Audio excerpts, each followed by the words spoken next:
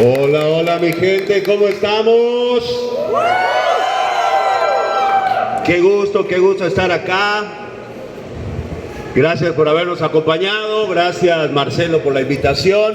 La verdad que como bien dice Marce, pues habíamos tenido un par de intentos fallidos, pero no hay plazo que no se cumpla y yo súper feliz de estar aquí, de estar con mi gente chilanga, con la gente del sur de la Ciudad de México. La verdad que tuve una ausencia de algunos años aquí de la ciudad y créanme que lo extrañé mucho.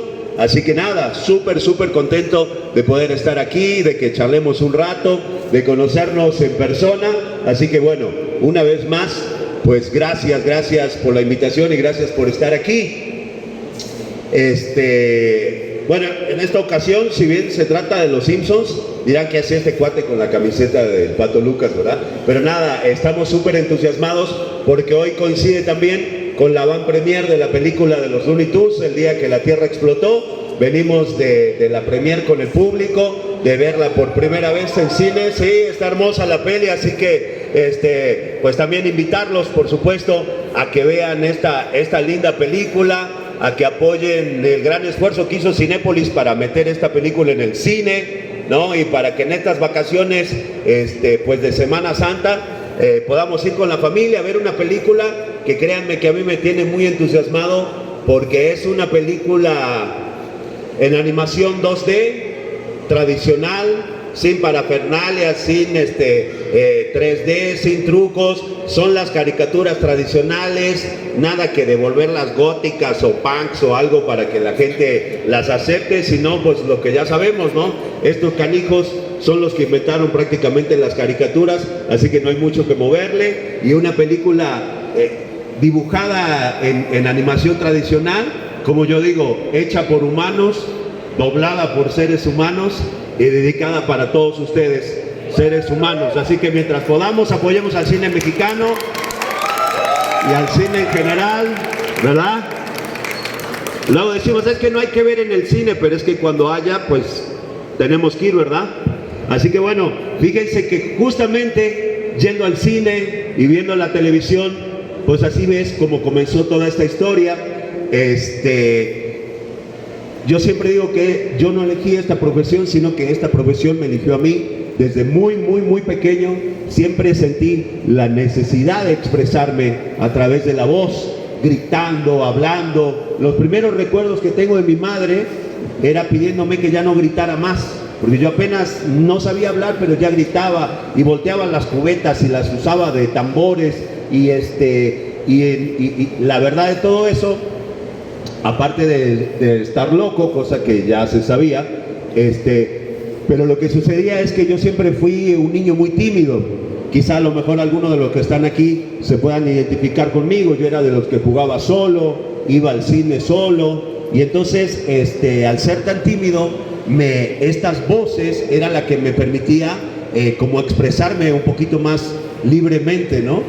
Y entonces, bueno, nunca lo hice, o por lo menos en aquella época no lo hacía yo con el afán de que fuera una carrera ni nada, porque además pues les comento que yo vengo de un lugar muy pequeño.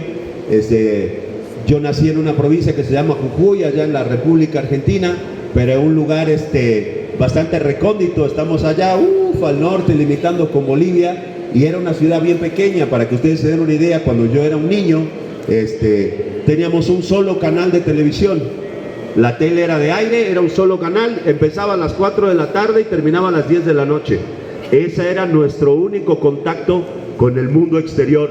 Y entonces yo recuerdo sentarme con 4 o 5 años a ver la tele, esperando que comenzara la transmisión. Uno prendía el televisor y todavía había como nieve, y ahí lo primero pues eran las caricaturas, ¿no? Entonces yo me fascinaba con este mundo de las caricaturas, me encantaba ver la televisión, me encantaba todo ese tipo de cosas, y por supuesto el tema de las voces. Y entonces un día pasó una anécdota bastante mágica, porque yo era muy fan de Los Tres Chiflados, ¿no? Se pasaba mucho allá en la tele. Y entonces, bueno, de mi Jujuy tan pequeñito nos llevan a otra ciudad un poco más grande, donde se hacía una feria, ¿no?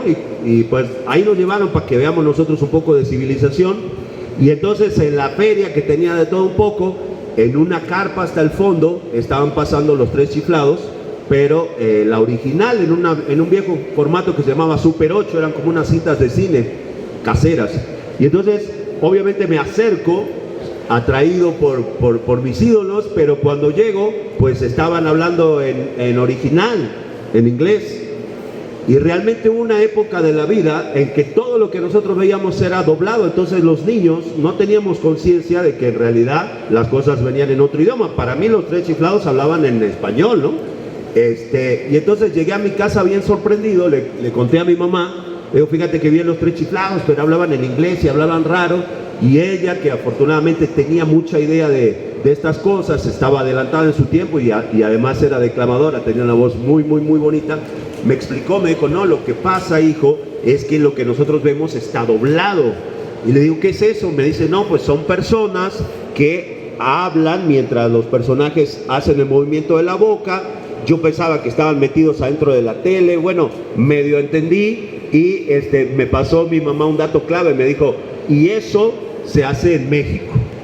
Y entonces, cuando yo escuché esto, pues dije, esta es la cosa más maravillosa del mundo, ¿no? O sea, poder trabajar en la tele, pero no mostrar la cara y encima haciendo voces, pues dices, esto es lo que yo quiero hacer por el resto de mi vida. Y mi mamá ya dejó la semillita implantada en mi cabeza, todavía ya hasta le puso lugar y toda la cosa, y bueno, y ahí empezó toda esta locura. Por supuesto que de ese lugar aquí, pues estábamos muy alejados, tanto en la distancia como en el tiempo, con muchas cosas. Entonces, bueno, yo empecé haciendo lo que tenía a la mano, que era locución, ¿no? Hacía locuciones para radio y un montón de cosas. Sin embargo, la primera vez que alguien me escuchó y me invitó a un estudio fue justamente para hacer voces de caricaturas, para hacer una imitación del Gato Silvestre.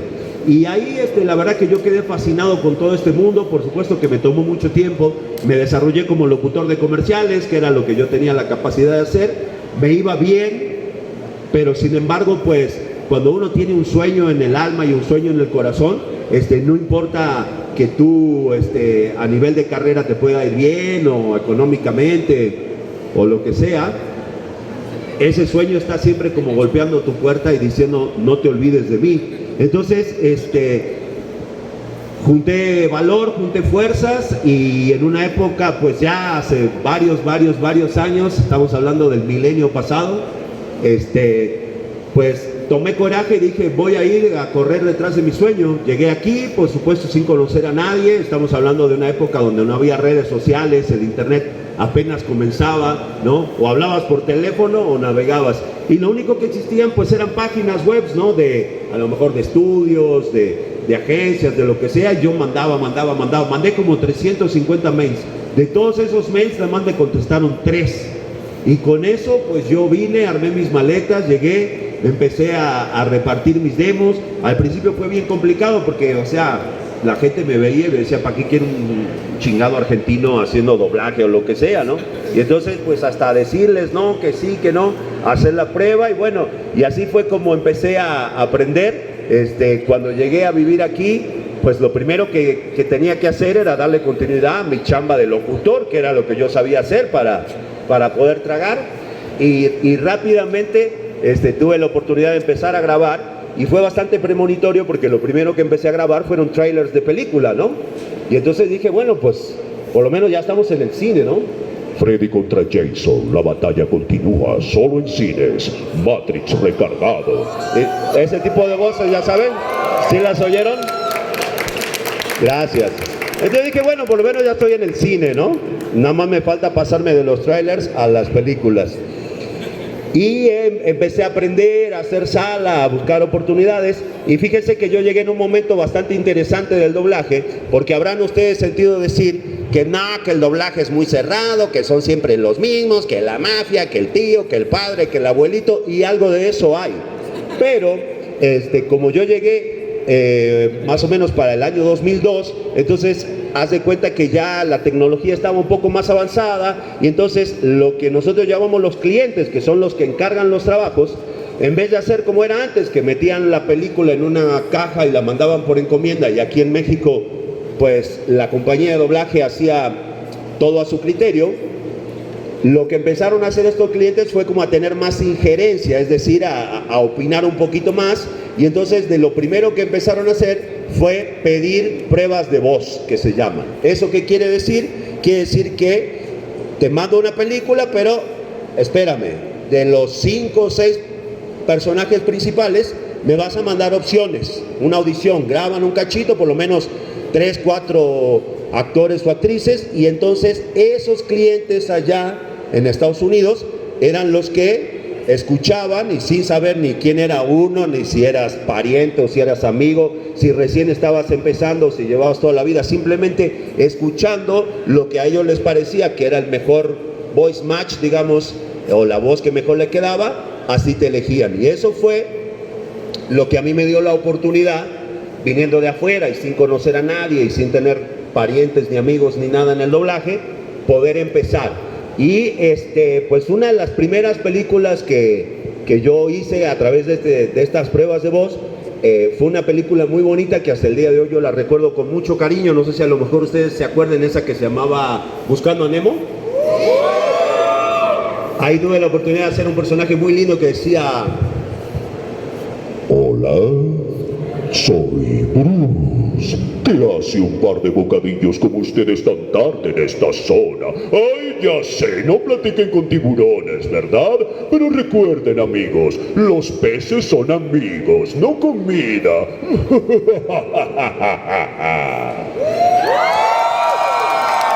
Gracias. Son muy amables, de verdad.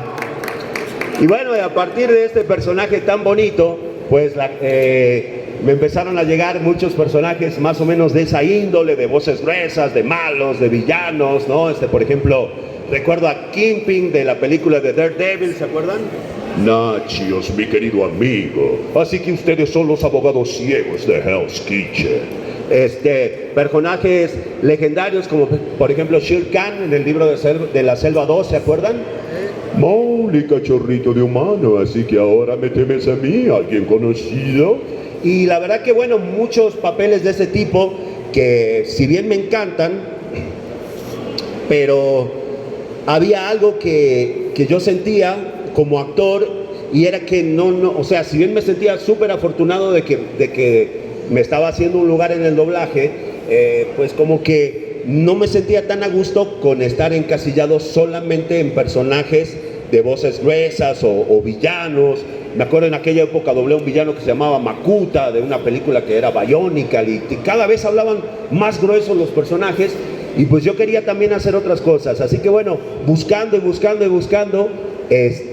un día me llaman para prueba de voz la gente de Warner para cubrir unos personajes de los Looney Tunes. Y entonces me llama el director, don Eduardo Tejedo, un gran maestro, y me dice: oye, pues es algo de los Looney Tunes y qué sé yo. Y resulta que él había pensado en mí para... ¿Se acuerdan ustedes ese perro que aparece con el gallo Claudio? Y que el gallo Claudio le hace maldades y todo. Bueno, pues para ese perro me llamó, y yo pues ahí hice el doblaje, ahí hice la prueba y qué sé yo. Y como uno cuando tiene esas ganas y esas ansias, busca las oportunidades en donde sea, le digo: oiga señor, ¿será que ya tiene la voz del gato silvestre? Porque fíjese que cuando yo era niño, pues hacía una imitación del gato silvestre, el que era el gato silvestre de mi época, ¿no? Desde una derecha y luego una izquierda, hijito, es un ratón gigante. Ese es mi papi, no, hijito. Bueno, le hice yo mi show de la infancia, y me dice: pues, la verdad que no sé, pero pues ya que estás, échate la prueba, ¿no? Era una época bastante interesante porque en ese momento era como mal visto que un actor o una actriz hiciera como que varios personajes, ¿no? Y entonces me dice el maestro Tejedo, me dice: ya que tú hiciste la prueba para el perro con tu nombre, ponte un seudónimo para hacer la prueba del gato. Yo dije: bueno, va, pues ahí pusimos un seudónimo, y al otro día me llaman, me dicen: oiga señor, se quedó usted con el personaje del perro. Mendigo perro nunca habló hasta ahora, esto hace 24 años, pero se supone que si un día habla, me llamarán a mí. Y me dice: y les gustó mucho su prueba del gato silvestre. Le digo: entonces me quedé con el gato silvestre. Me dice: no, porque ya tiene voz el gato silvestre. pero como les gustó su estilo para caricaturas, quieren que usted haga la prueba para el Pato Lucas. Yo dije, o sea, pensé para mis adentros, pues yo nunca hice al Pato Lucas, pero obviamente pues no me atravesé todo el continente para andar sacándole la nalga a la jeringa, y dije, como sea, pues lo hago, ¿no? Así que me dijo el maestro, no, tú óyelo, chamaco, y como lo escuches lo haces. Y fue una inmensa alegría que al poco tiempo pues me llamaran para decirme que me habían elegido como la voz oficial del Pato Lucas. Así que para mí fue una tremenda alegría. Luego me acuerdo y dije, chin, el seudónimo. O sea, no inventes, ahora tremendo papel y va a salir con un seudónimo. Hicimos todo un rollo para ahí, le dijimos a la gente de la Warner que nos habíamos confundido y qué sé yo. Y bueno, y tuve la oportunidad de estrenarme con la película de los Looney Tunes de nuevo en acción, y luego hacer Doc Dodgers, y luego redoblar incluso cortos clásicos del Pato Lucas, de los que eran en blanco y negro. Y la verdad que me sentí muy feliz con ese personaje, porque fue el que me permitió mostrarme fuera de los villanos o los negros grandotes o los de voces pesadas, ¿no? Así que es un personaje al que quiero mucho, y hoy justamente tuve la oportunidad de retomarlo en esta bonita película. Ya saben que es un personaje bien intenso, bien alocado, y si estuviera aquí pues ya andaría un poco exaltado, ¿no? ¡Qué bueno que te acordaste de una verdadera estrella de la comedia como yo, el Pato Lucas! Y no ese conejo come zanahorias imitador de la comedia barata de Bugs Bunny. Pero qué bueno que aquí en Coapa sea temporada de garnachas y no de patos. Y ustedes, amigos, no son nada despreciables. ¡Doc Dodgers al rescate!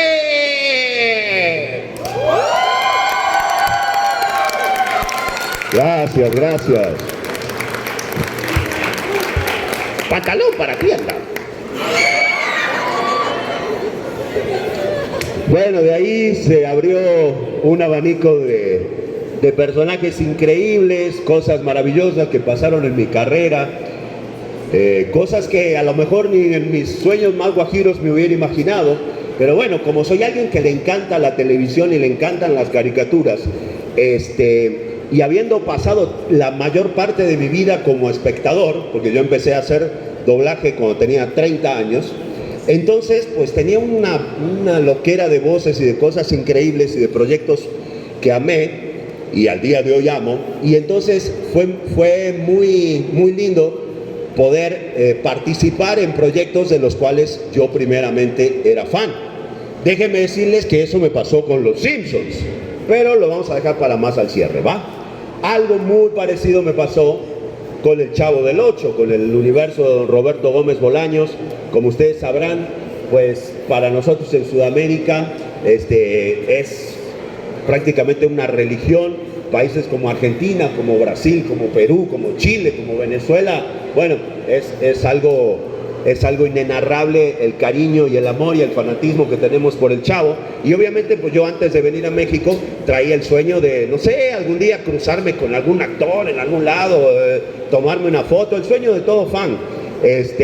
Pero pues como que no se cumplía, y luego ya de algunos años empezó a correr en el radio pasillo, en los estudios, compañeros que venían y decían, oye, estuvimos haciendo pruebas para audiciones, para una serie del Chavo en caricaturas y animada y no sé qué. Yo decía, wow, qué increíble. Pero pues, si no te llaman al casting, de modo, ¿no? Y pasaba el tiempo, hasta que un bendito día me llaman y me dicen, oiga, señor, lo queremos hacerle unas pruebas de voz para un proyecto del Chavo animado. Ahí yo fui bien feliz, pero claro, obviamente el director, mi querido y recordado Adrián Fogarty, que se nos adelantó hace poco tiempo, pues resulta que había pensado en mí para Girafales, ¿no? Con esto de que las voces gruesas, ya ves, este cabrón mide como 2 metros, pues le tiene que quedar. Y que yo nunca había hecho a Girafales, pero como les vuelvo a repetir, en la vida de lo que se trata es de aprovechar las oportunidades como se pueda, ¿no? Lo que sí yo había hecho durante toda mi vida como fanático del Chavo del Ocho era Kiko. Cuando yo vi el Chavo por primera vez, me apasioné por el personaje de Kiko. Y como yo tenía esta locura de las voces, me empeciné en tratar de entender cómo lo hacía el maestro Carlos y cómo hablaba. Entonces yo tenía 7, 8, 9 años, se ahí inflaba los cachetes, se hablaba, pero hablaba todo el día como Kiko. En la escuela, en mi casa, hasta que un momento dado mi papá la sentó a mi mamá y le planteó seriamente que pues me tenían que buscar ayuda psiquiátrica, ¿no? O sea, no, pues, ya lo estamos perdiendo este chico, ¿qué le pasa? Bueno, mi mamá como ya era un artista, entendió esa locura y le dijo, no, quédate tranquilo, es algo que él trae, este talento por las voces, y está como ensayando, como practicando, ya se le pasará. Efectivamente, a los 12, 13, cuando ya vi que hablando como Kiko no iba a agarrar vieja, pues dejamos descansar un poquito el personaje, pero siempre esa pasión y ese cariño quedó. Entonces, una vez más, estando ante el gran director, pues primero la chamba, ¿no? Si me llama a hacer Girafales, pues como sea, lo saqué, me acordé ahí, ta, ta, ta, ta, ta. Como pude lo saqué y le digo, oye Adrián, ¿será que ya tienen la voz de Kiko? Porque fíjate que esto y esto es, bueno, le conté la historia y todo eso. Adrián me miró muy escépticamente porque él nunca se hubiera imaginado que yo podía hacer la voz de Kiko, siempre eran villanos y ese tipo de cosas, pero habrá pensado perdido por perdido, la situación era complicada, esto era un día jueves y el lunes empezaban las grabaciones, entonces me dice, fíjate que no tengo la voz de Kiko, porque ya hemos elegido a todo el elenco. Vivía don Roberto Gómez Bolaños Chespirito, en aquel momento todavía se encontraba entre nosotros, entonces la logística era que se hacían todas las pruebas, su hijo Roberto Gómez Fernández, un gran productor de Televisa, hacía como un primer tamiz, seleccionaba las mejores y esas se las mandaba a su papá, pero realmente era el propio Chespirito el que decía, este sí y este no, y entonces faltaban 3 días para las grabaciones y los personajes que faltaban justamente era Girafales y Kiko. Estaba desesperado, me dice, la verdad que le hemos hecho prueba como a 80, 90 personas y nadie se queda, a nadie le gusta. Entonces dije, dame la chance, pues lo hice, pues ya, ahí quedó la cosa, nos vemos, chao, me fui, y me llaman al otro día, me dicen, oiga señor, el lunes tiene llamado para la serie del Chavo Animado. Yo bien contento, pero curiosón, le digo, oiga señorita, pero ¿para qué personaje es mi llamado? Porque yo hice prueba de 2.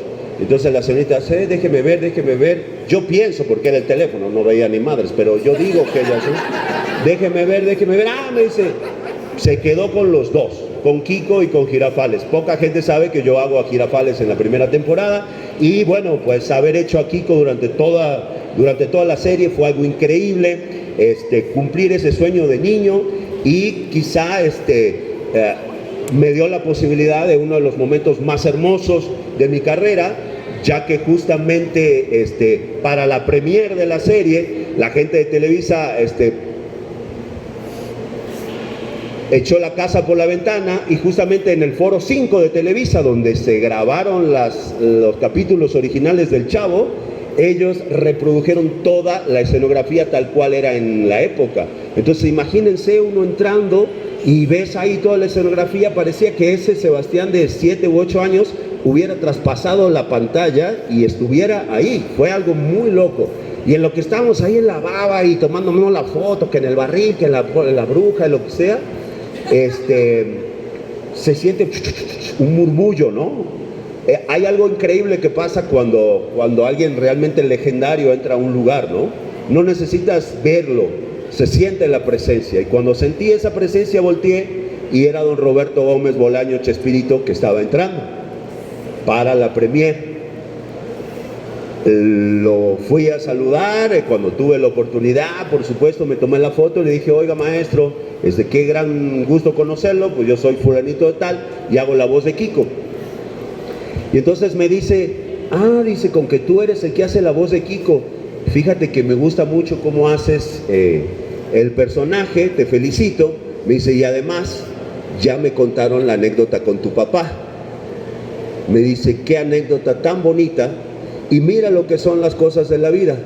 Tú ahora puedes ir y decirle a tu papá que no estabas loco y que tú ahora eres la voz de Kiko.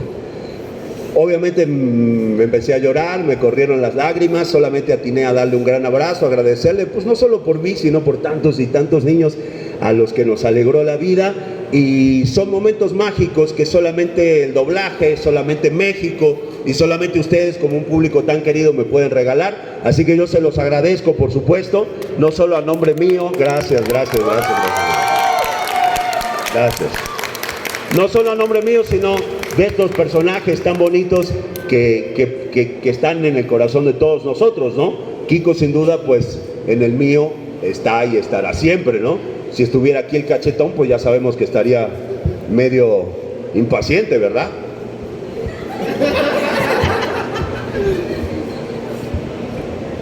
¡Ay, ya! ¡Cállate! ¡Que me desesperas! Tú nada más hablas y no sabes que toda esta gente vino aquí a vernos a nosotros, a los personajes, a escuchar las voces, no tus tontas anécdotas de niño jodido. Así que por favor, ya deja de ser tan chusma. ¿Y ustedes, amiguitos?